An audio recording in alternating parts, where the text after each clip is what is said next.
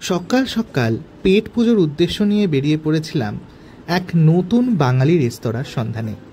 গড়িয়াহাট মার্কেটের খুব কাছেই অবস্থিত এই নতুন ভাইরাল হওয়া বাঙালি রেস্তোরাঁটি, যার নাম সর্ষে পোস্ত।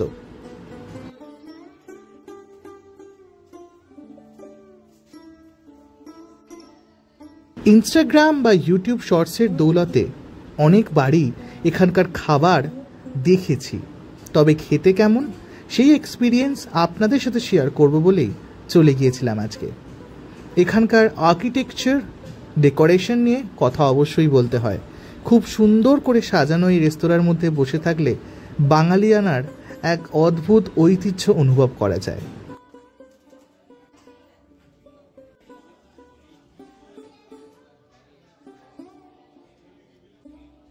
রবিবার দুপুরের সময় গিয়েছিলাম, ভিড় বেশ ভালোই ছিল। শুধু যে লোকাল কাস্টমার এসেছিল তাই নয়, বেশ দূর দূরান্ত থেকেও বেশ কয়েকজন এসেছিল। আমরা গিয়ে অর্ডার দিয়েছিলাম এনাদের এখানকার দুটি মকটেল, দুরকম। একটা ছিল আম পোড়ার শরবত এবং আরেকটি ছিল গন্ধরাজ ঘোল। আম পোড়ার শরবতটা আমার সত্যি দারুণ লেগেছে। হয়তো কলকাতাতে আমি এত ভালো আম পোড়ার শরবত খুব কম জায়গাতেই খেয়েছি, তবে গন্ধরাজ ঘোলটা কিন্তু আমার খুব একটা ভালো লাগেনি। তাই আপনারা যদি যান, আম পোড়া শরবতটা কিন্তু অবশ্যই ট্রাই করবেন। এখানে মেনু কার্ড খুলে যদি আপনি দেখেন, আইবুড়ো ভাত করারও পুরো বন্দোবস্ত রয়েছে আইবুড়ো ভাত থালি নিয়ে। তবে আমরা নিয়েছিলাম হচ্ছে সেলিব্রেশন থালি, যেটার দাম পড়েছিল 999 টাকা। তার সাথে আমরা স্টার্টারে নিয়েছিলাম একটা ফিশ ফ্রাই, যেটার দাম পড়েছিল 279 টাকা, এবং পোস্তর বড়া, যেটার দাম পড়েছিল ওই 150 টাকার মতন। এক্স্যাক্টটা আমার এখন মনে পড়ছে না।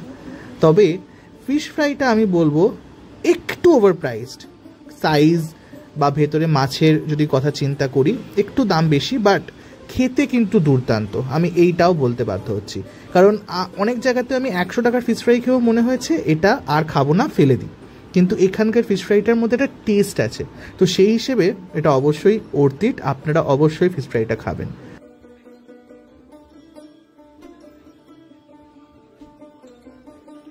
পোস্তর বড়াটা কিন্তু খুব ভালো খেতে ছিল। পোস্তর বড়াটা না নিলে হয়তো আমি মিস করতাম। অনেক ভেবেচিন্তে শেষে নিয়েছিলাম এবং খেয়ে কিন্তু সত্যিই ভালো লেগেছে। এনাদের সার্ভিস টাইমিং কিন্তু খুব ভালো, মানে খুব আমাদের অর্ডার দেওয়ার সঙ্গে সঙ্গেই এনাদের খাবার চলে এসেছিল। এখানে আমাদের যে থালিটা দেখছেন, তাতে ছিল শুক্তো, ডাল, পোস্ত আর সিজনাল ভেজের মধ্যে অপশন থেকে আপনি যে কোনো একটা নিতে পারেন। ভেটকি মাছের পাতুরি, কাতলা মাছের ঝাল, আর তার সাথে ছিল আপনার মাটন চিকেনের আবার অপশান থাকে, যে কোনো একটা আপনি নিতে পারেন এই 999 টাকার থালিটাতে। আর তার সঙ্গে ছিল চাটনি, পাঁপড়, পায়েস, সব। তো থালির খাবার যদি বলি কোনটা খুব ভালো খেতে আর কোনটা মোটামুটি খেতে, তো ভেজ যে আইটেমগুলো আর তার সাথে মানে ডাল, শুক্তো, তারপরে হচ্ছে আপনার পায়েস, চাটনি, আর কাতলা মাছের ঝালটা, আর এই ইলিশ মাছের কাঁটা চচ্চড়ি, এই কটা আইটেম মানে দুর্দান্ত খেতে লেগেছে। হয়তো আমি খুব কম জায়গা থেকে এত ভালো খাবার খেয়েছি। আর বাকি আইটেমগুলো বেশ ভালো ছিল। এর সাথে আমরা আরও একটি এক্সট্রা আইটেম নিয়েছিলাম, যেটা এখন আপনারা স্ক্রিনে দেখছেন। এটা হচ্ছে বরিশালি চিংড়ি পোলাও। বেশ অদ্ভুত নতুন একটা লাগলো আইটেম, তো আমি নিয়েছিলাম।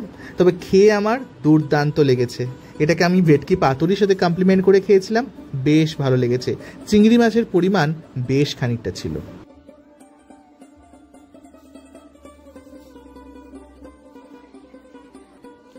আপনারা বলতেই পারেন মাটনের নামটা কেন আমরা নিলাম না।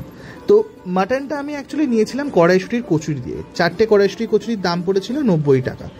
কড়াইশুঁটির কচুরি যখন মাটনটা খেয়েছিলাম, খুব যে সফট আমি বলবো না, তাই জন্য আমার খুব যে ভালো লেগেছে মাটনটা বলবো না। তবে মাটনের গ্রেভিটা কিন্তু যথেষ্ট ভালো খেতে ছিল, তাই মাটনটা আপনারা অবশ্যই নেবেন।